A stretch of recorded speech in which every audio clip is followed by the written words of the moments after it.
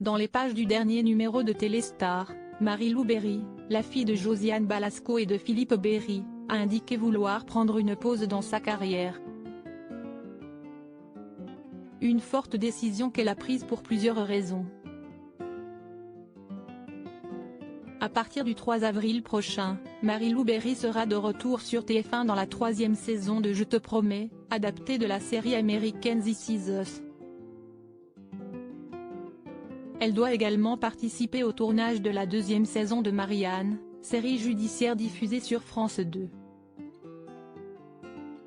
La comédienne y incarne un personnage librement inspiré de la juge belge Anne Grouet. Je l'ai rencontrée il y a quelques jours seulement et pas avant.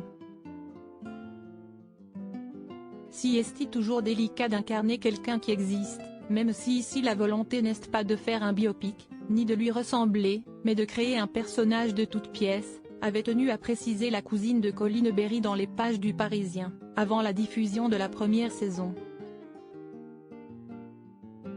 La carrière de Marie-Lou Berry est donc au beau fixe, et pourtant.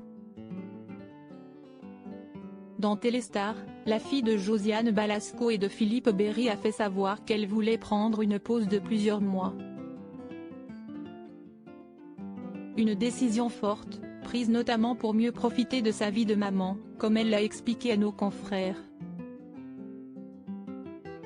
Marie-Lou Berry se met à la slow life pour quelques mois. J'ai décidé de prendre 6 mois off et d'être en slow life, pour profiter de mon fils, de tous ces moments courts qui passent très vite.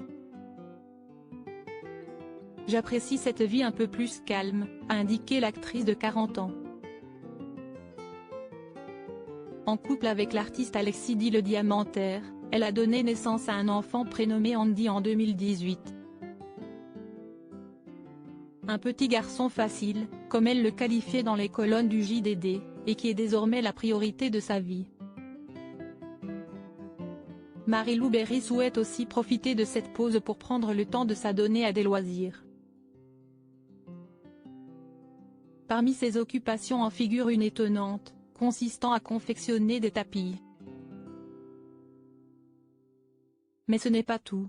Je me suis aussi donné 10 ans pour apprendre à jouer de la guitare, a-t-elle confié.